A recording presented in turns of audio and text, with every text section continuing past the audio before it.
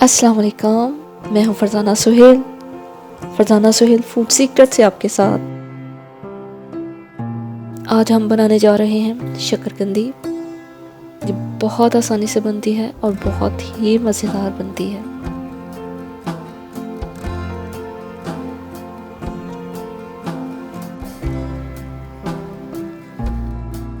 Market سے ہمیں شکرکندی کچھ اس شکل میں ملتی ہے۔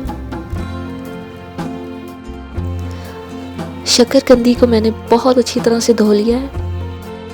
اگر آپ کے پاس ٹائم ہے تو آپ شکرکندی کو دھونے کے بعد خشک ہونے کے لیے آدھے گھنٹے کے لیے رکھ دیجیے۔ دوسری صورت میں فوری طور پر کسی کپڑے سے اچھی طرح خشک کر لیں۔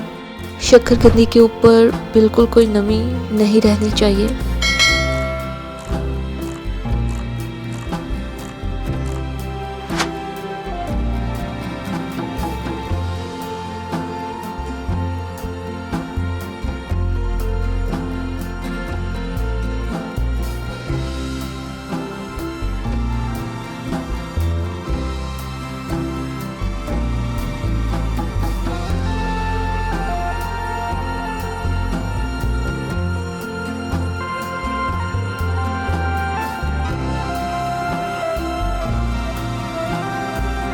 شکرکندی کے اوپر تمام پیسز پر میں نے بہت اچھی طرح سے آئل لگا لیا ہے۔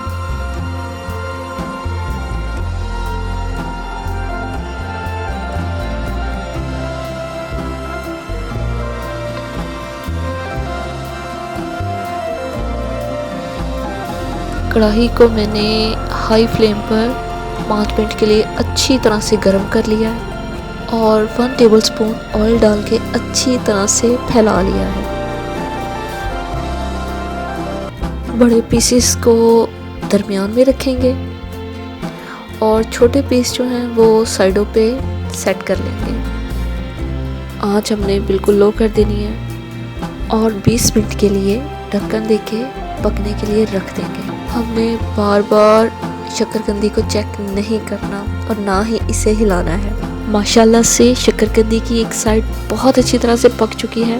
ابھی ہم اسے پلٹ دیں گے تاکہ اس کی دوسری سائڈ بھی بہت اچھی طرح سے پک جائے، اور دوسری سائڈ جو ہے وہ تقریباً 5 منٹ کے لیے ہی پکائیں گے۔ اور جی ماشاءاللہ ہماری شکرکندی بہت اچھی طرح سے تیار ہو چکی ہے۔ اب ہم اسے چیک کرتے ہیں۔ شکرکندی بہت اچھی طرح سے گل چکی ہے، اس میں کوئی نمی نہیں، بہت خستہ بنی ہے۔ اب ہم شکرکندی کا چھلکا اتار لیتے ہیں اور حسب ذائقہ اس پہ آپ چاٹ مسالہ چھڑک لیں، اور چاہیں تو کھٹی کا رس ڈال لیں یا پھر لیموں کا رس ڈال لیں۔ تو جو بھی آپ کو ٹیسٹ جس چیز کا بھی اچھا لگتا ہے وہ آپ ایڈ کر سکتے ہیں۔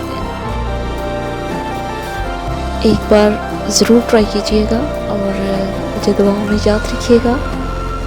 اللہ حافظ۔